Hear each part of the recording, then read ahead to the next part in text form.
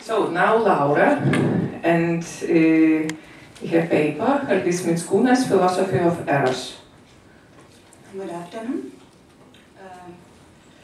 The purpose of my paper is very similar to that of Dalius, is to discuss the variant of cosmic problematics, that of Eros, mostly presented in Algis Mickūnas' book Summa Erotica. This book was published in 2010, and I wanted to pay attention that this is the only book written by Algis Mickūnas directly in Lithuanian. To my mind, this book presents the new conception of philosophy that is quite unusual in the context of Western mind, and whose main principle is self-involvement in the world, spontaneous participating in it rather than reflective and contemplating thinking characterized by cognitive efforts and critical distance. Mickūnas suggests to reverse the well-known Cartesian formula cogito ergo sum, I think therefore I am, into amo ergo sum, I love, therefore I am. And for that reason, such philosophy can be called philosophy of Eros. Mickūnas is not the only one thinker who tried to disclose the phenomena of Eros. Already in Plato's Symposium was expressed intuition available to classical Greek thinking that Eros is the source of everything what is good and beautiful. Sigmund Freud described Eros as one of the basic principles staging our reality. Analysis of problematics of Eros can be found in every of such thinkers as Jean-Paul Sartre, Maurice Merleau-Ponty, Emmanuel Levinas, Michel Foucault, or Gilles Deleuze. But where does the specifics of Mickūnian concept of Eros lie, and what perspectives does it open? As it has already been mentioned above, philosophy of Eros for Algis Mickūnas is one of the ways to develop problematics of cosmos that is closely related to the critique of Western modern ontology and all the concepts presupposed by it, the critique of subject, substance, reality, time, etc. As Mickūnas insists, cosmos provides us with the possibility for referring to everything not as the material, substantial, but as to the worldly. The revelation of primordial erotic experience, which should be understood as the immediate participating in cosmos, will allow us to conceive the world as passionate becoming without any purpose, direction, and primal causes, as well as to perceive it as an aggregate of interconnected, playful, vital, and constantly renewed relations, and that this world is worth of estimation and admiration despite any supersensual and transcendent values. But in order to reveal such primordial cosmic erotic experience, first of all, phenomenological reduction should be made. We need to suspend all the conception of Eros that prevail in modern science or everyday life. In the context of everydayness, various types of reductions of the notion of Eros exist, ranging from vulgar sex, purely libidinal relations, to romantic acts. Such understanding is predetermined by various scientific prejudice. It is stated that either properties of objects or events are sexy, for example, certain parts of body or the clothes that highlights them. Eroticism is the projection of our interiority to exterior, and especially for that reason, people and things become sexy and attractive. All psychological, biological, genetic explanations can be attached to this. Most of them are found in mass media, where scientists all the time announces some new truths about how genes or unconsciousness controls our subjective experiences and choices. Mickūnas shows that all these scientific explanations derive from dualistic metaphysics inherent to Western thought and based on separation between body and mind, interior, exterior, senses and intelligence, immanence and transcendence, etc. Following the path of dualistic metaphysics, Eros is always ascribed to that plan that is treated as inferior to body and instincts. Rejecting this dualism, Mickūnas treats Eros as the cosmic principle. To his mind, Eros nowise can be not reduced neither to properties of things, for example, man's body, nor to desires and feelings arising in the man. Eros is neither determined biologically, nor the production of our psyche. It is a given, but such a given that should be understood as, quoting, an envelopment, the coverage of all events, things and people, as well as covering penetrating atmosphere. This atmosphere or environment does not have properties or specialities, that namely due to this reason all the properties and features becomes visible. It is the condition for any expression, and it makes the world expressive, exciting, and attractive. I'm quoting, "Whatever it would be, the sad, horrible night, the song of birds fluting all surrounding with joy, or formidable sights of gods, these are not the phenomena that belong to the man only. The man also is enclosed and captured by this expression." The end of the quote. Understanding Eros as the cosmic given, the difference between man and world, body and consciousness disappears. The impossibility to distinguish the body and consciousness, man and world, perfectly reveals immediate experience of expressions that Mickūnas analyzes. Eros always captures us through expression. It is not correct to think that erotic passion is born when we see a beautiful body or when desires that are conditioned biologically arouse. When we feel a desire, we do not desire just a body, however attractive it could be. First of all, we desire a vital, passionate, desiring and expressive body. When we desire others to be filled with passion, and our passion gets high when we see the passion of others. And this is not the case of beauty or age. The expression appears through the sight, touch, motion, sound, or voice. Ordinarily, we think that the expression is related to the interiority of the subject, as the interior feelings and wishes appear through the expression. But Mickūnas maintains that expressions do not belong to the interior. They belong to the entire world because they're catching, contagious. We can catch not only the passion, but also joy, sadness, fear, energy, or tiredness.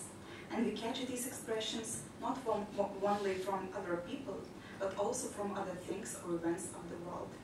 I'm quoting, "The expressiveness does not only lack duality, but it even eliminates the difference between the expressions of the body and the expressions of the environment. The horrible storm and the face frozen of horror are the same plan of expression.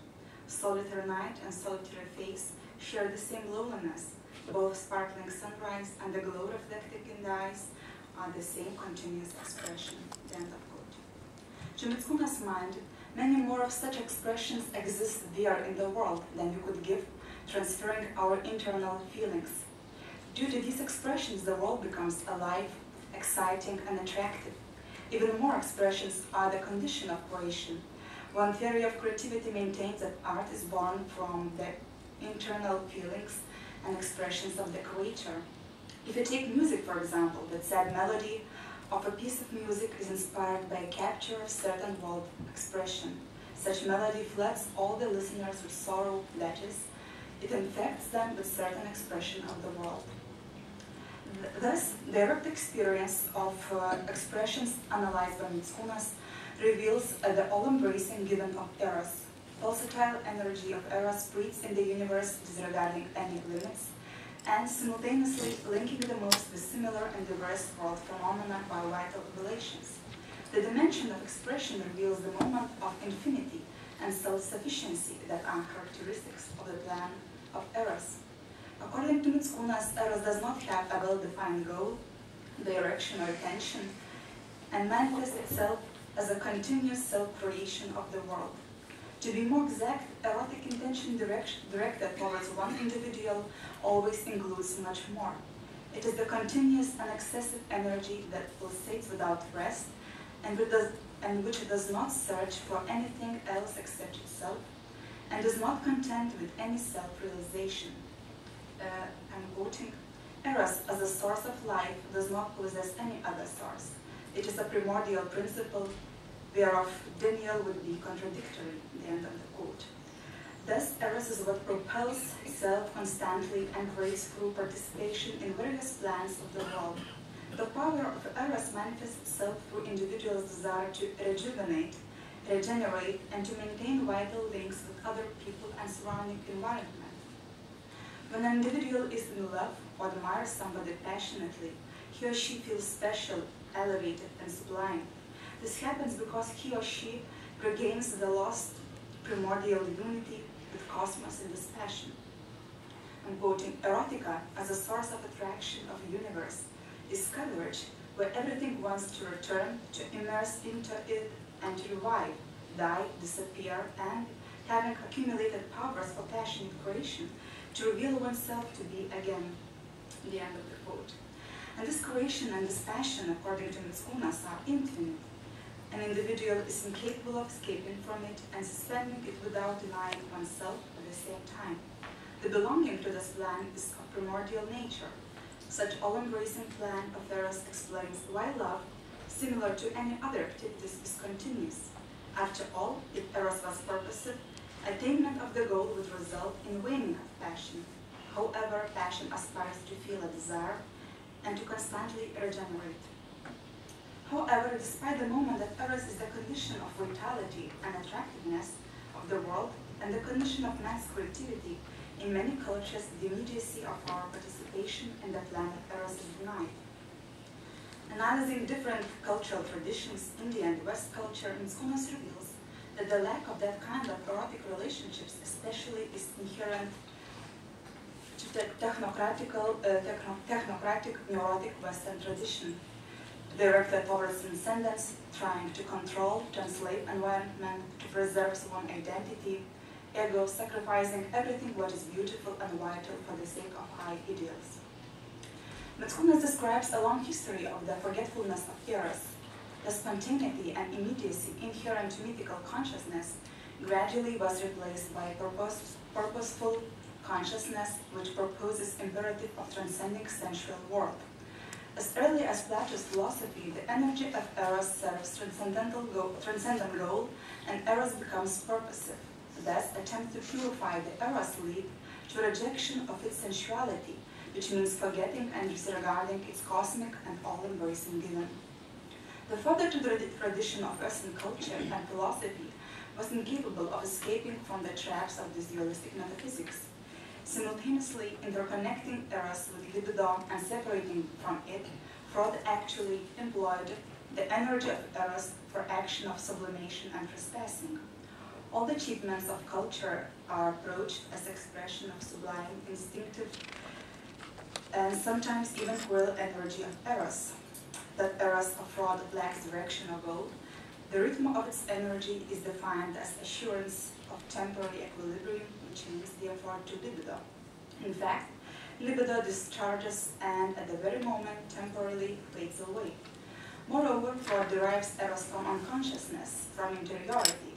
Therefore, dualist metaphysics cannot be avoided. However, the endeavor to deny the all-embracing given of Eros, employing different ways such as idealization or desacralization, which prevails in the Western tradition, has its own reason. Due to its own excessive energy, purposelessness, and constant destruction of limits, Eros may raise deep fear. Mickūnas reveals that, I'm quoting, Eros is not only happiness, it also embraces joy and suffering, attraction and fear. Since ancient time, Eros has been perceived as a passion which is able to overwhelm an individual who is brave enough to indulge in this power to the very end. Eros may be experienced only under conditions of absolute dedication to it and self-renunciation, disregarding any external disturbances or requirements, and experiencing passion as an unknown and mysterious desire, the end of the quote. The possibility for a comprehensive experience of the planet Eros is rejected due to the several main reasons. It threatens both our conception of world and life, which are purposive and expedient, as well as the idea of our personal identity. Since ancient times, Western culture has been developed employing the notions of supreme goal, purpose of life, progress, salvation, personality, and others. The control of life manifests itself through striving for universal cognition, whereas too strong sensuality and passion may result in loss of our identity. Even the notion of humanity progress demonstrates that we do not give up the idea of the final and supreme goal. Self-creation of personalities based on sacrifices and self-renunciations, pursuing ideals, refusing to perceive the world and oneself the way they are.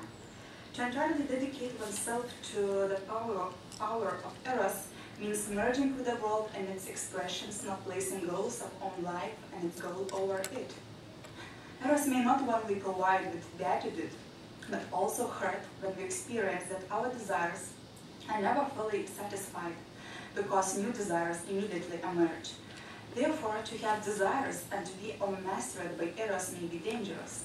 This fear may be so strong that it may evoke devastation to life. Negation of Eros is the main symptom of fear for life. From this perspective, Mickūnas expresses the criticism of contemporary West culture, detects symptoms of sick society, which has lost its vitality, and therefore reminds me of another famous philosopher, Friedrich Nietzsche, who in his early work, The Birth of Tragedy Out of the Spirit of Music, Nietzsche revealed that the drive and the prolificacy of Greek culture were conditioned by appropriate equilibrium between the two natures, Apollonian and Dionysian. The Dionysian cult embodies the power of life, abundance, energy, shortly speaking, everything what both demolishes and creates, but without which no life or revival is possible. The figure of Apollo expresses the facade of life, measure, order, form, and rationality. Nietzsche himself criticized the Western tradition for excess of Apollonian features and complete extrusion of the Dionysian nature. According to him,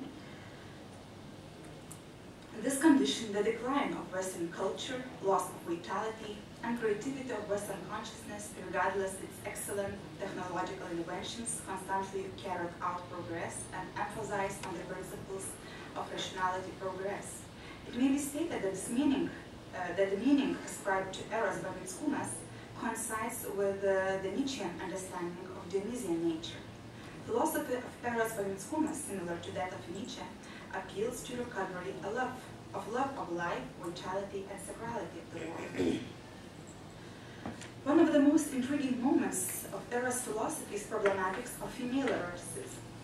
Few philosophers devoted their attention to woman. If reference was made to woman, it frequently contained inarticulate fear, suspicion, and even contempt.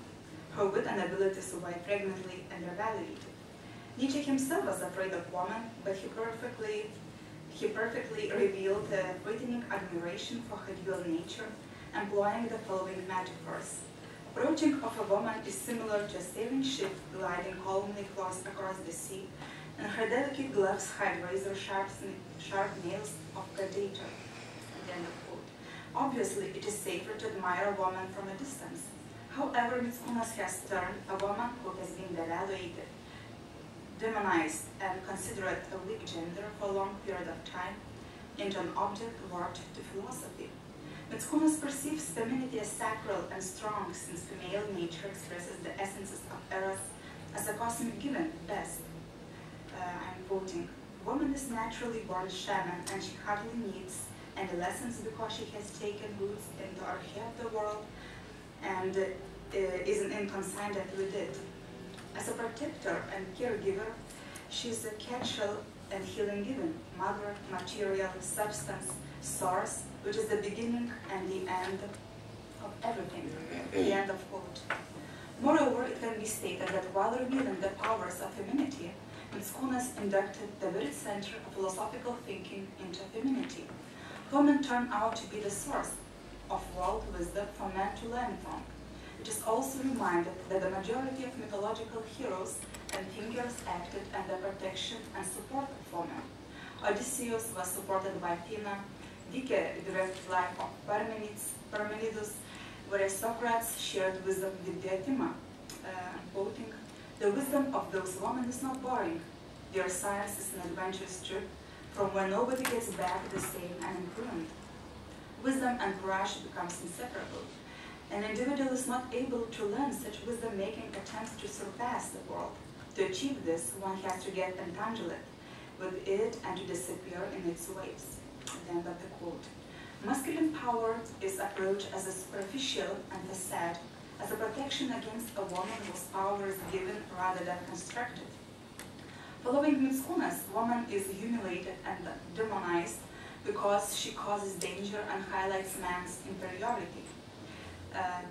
Quoting, "At all times and in all cultures, female erotica has been identified with the power to immerse a man into a certain business where he disappears, becomes helpless, and loses reflexive distance." The end of the quote. Eroticism is not possessed only by woman.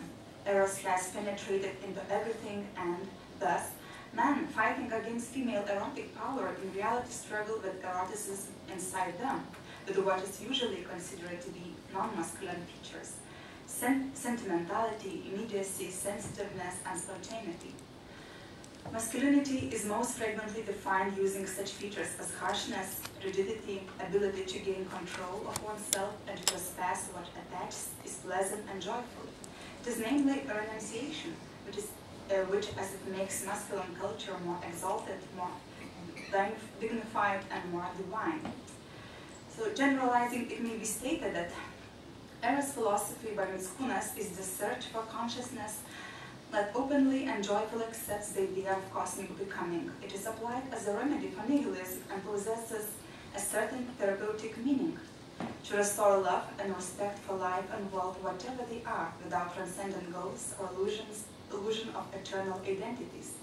The question arises: it is possible to learn such consciousness, and can we live in such a way? Are we able to immediately involve in all-embracing, constantly destroying and creating cosmos plan, free from desire to stop everything instantly and to reflect on it? Mickūnas supports Nietzsche's proposition that fruits are fruits as long as they are lived through.